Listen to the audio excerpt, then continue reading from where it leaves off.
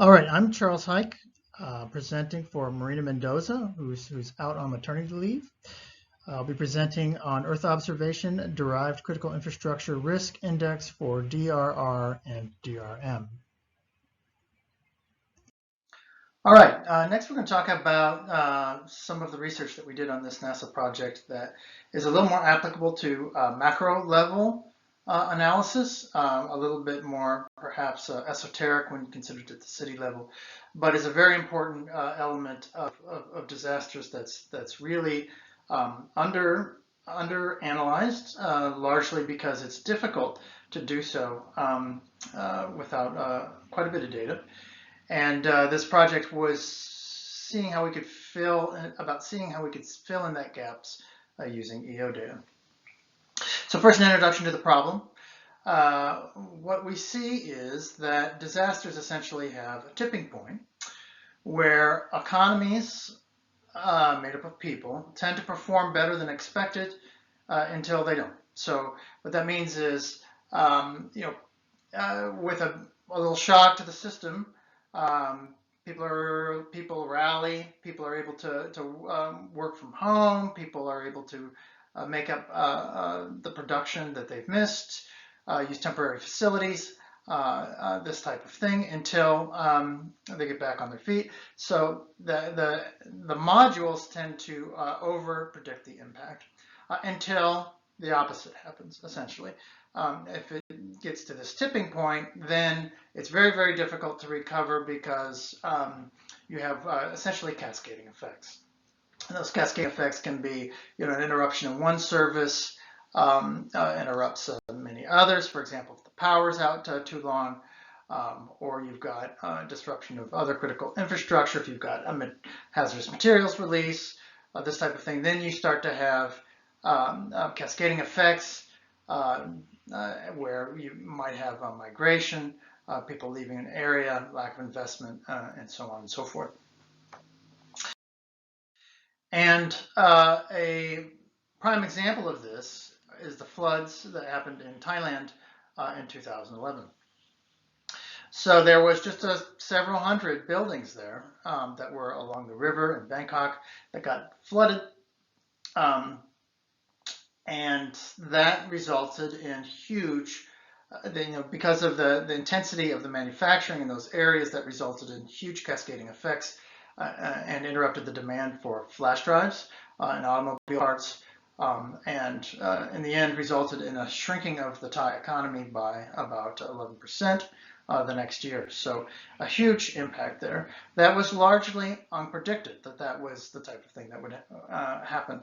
So if we had a better idea of the importance of these facilities, not only to the global economy, then perhaps there would have been more prioritization, even on an international way, of trying to protect these facilities from disruption. So a lot of this project was about finding these accidents waiting to happen using EO data and macroeconomic modeling tools. So commonly when you introduce these ideas, people start to discuss micro level supply chain modeling, because if you knew that they were making flash drives at these facilities specifically, and that those were being used by X, Y, and Z company in China and Japan and so forth, then you can model those connections and model the interruptions in those connections at a very high level of detail. But in reality, what happens is these supply chains are very, very fluid, based on just-in-time economies and people going with the lowest bidders for various products, and very, very dynamic. So it's very difficult to codify these. And even if a single company manages to do it, getting that data and being able to analyze that in any sort of organized fashion on a regional basis, let alone a global basis, is for all intents and purposes possible. And as you try, what you do is you introduce observation bias. So you skew the risk towards known assets and turn a blind eye to those risks that you don't know as much about. and which tend to be the ones that are the most dangerous. So trying to take a GIS approach, for example, or just does not give you that sort of even macro perspective on the problem. So what we've done on this project, just simplifying it very to a very understandable level, is we've taken the approach. You can see these places, right?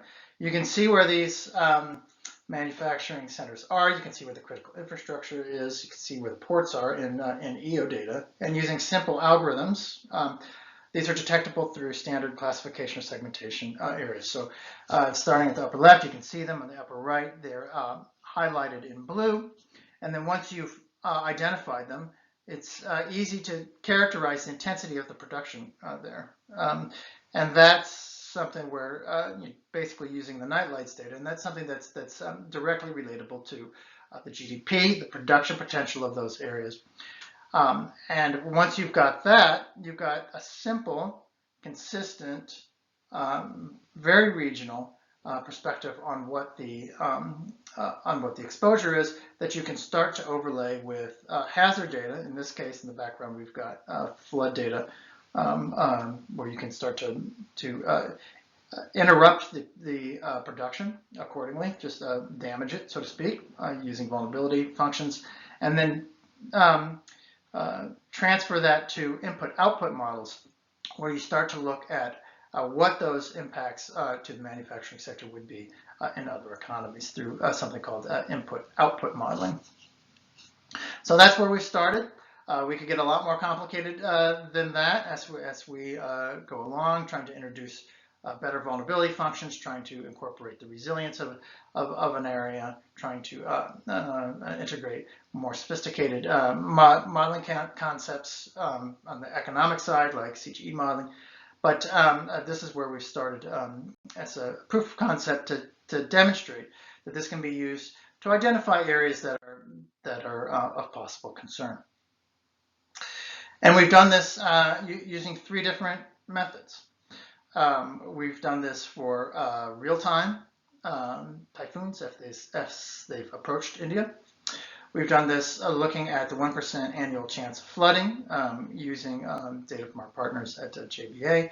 And then we've done that looking at coastal hazards for a RCP 8.5 or a drastic emission scenario in the year 2050, looking at the possible recurring flooding that might impact critical infrastructure and manufacturing. So in all 3 of these areas, we've used this brought in this simple exposure with EO overlaid with input-output modeling to see what those effects are. And we've gotten these kind of red, yellow, green 1 to 5 scale indications of where the most risk is. And in the case of the data from Kinetic that we were able to model for typhoon that approached India in this last year, we were able to identify where the biggest hazard was from industrial disruption, and we're able to basically confirm that with the India Times. So in real time, you can see where where you might want to protect your facilities if you can. On a probabilistic scale, you can figure out where you've got potentially economic disruption from the flooding of specific facilities to prioritize long-term mitigation. And then looking at climate change, where might we have problems in the future that we might want to plan for in terms of land use planning, or again in terms of mitigation. So again, a very broad scale analysis, but allows you to drill down and do more detailed studies about the risks at those locations for prioritizing mitigation options. So that's the application that we envision for governments and NGOs. But there's another application that we envision, and that is looking at what's called ESG, environmental, social, and governance priorities that have been really emphasized in the last year or so, a couple years.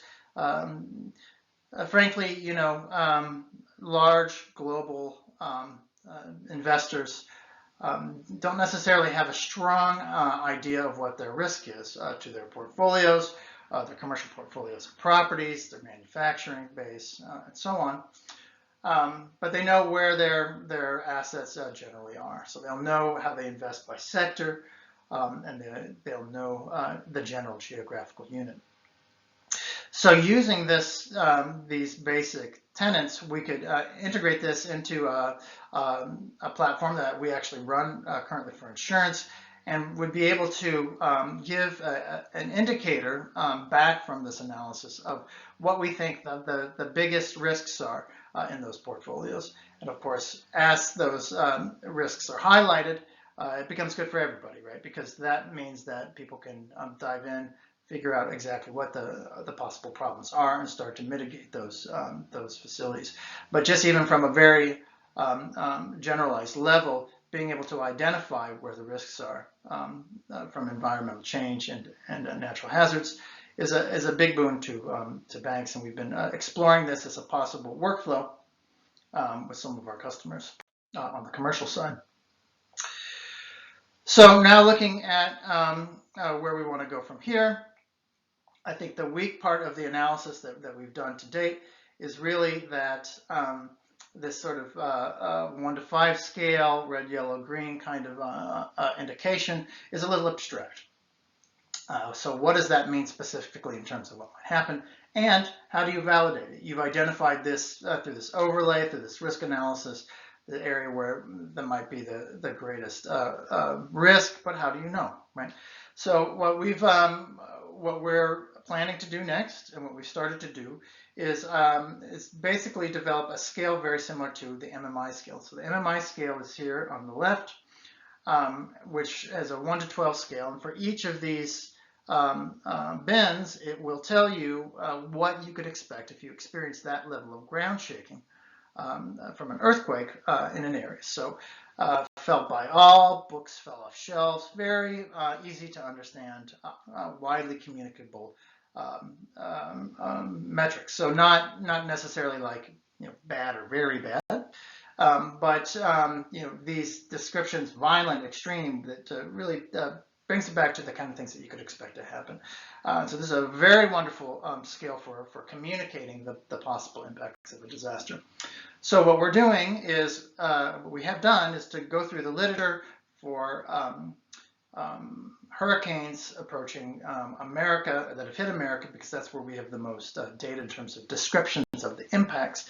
And we've started to take out those key descriptions that might have that kind of qualitative link to the MMI. What we plan to do is develop a scale and then map the numbers that we're getting out of our current analysis to that scale, so that and test it to see how good it is on a wider number of events. But the idea is that instead of that 1 to 5 that we'll be able to give back to nations, NGOs, reinsurers, or what have you, will be linkable back to something that people will be able to understand. So a 4, whatever that is, will essentially have meaning.